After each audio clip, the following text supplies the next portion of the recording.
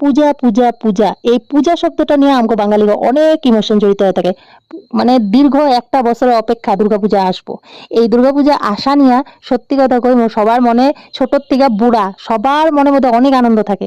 তবে আমগো গৃহিণীগো আনন্দটা একটু আলাদা। যতই আনন্দ থাক গৃহিণীগো দুর্গাপূজা আসা মানেই হলো ঘর দুয়ার ঝাড়াঝাড়ি করে চিকচাক করে মুচ্ছা মাচ্ছা মানে পরিষ্কার পরিচ্ছন্ন করে রাখা। তবে ঘরটা ভাঙাই হোক আর বিল্ডিং এই হোক সবাই ঘরেই কিন্তু পরিষ্কার করতে লাগে।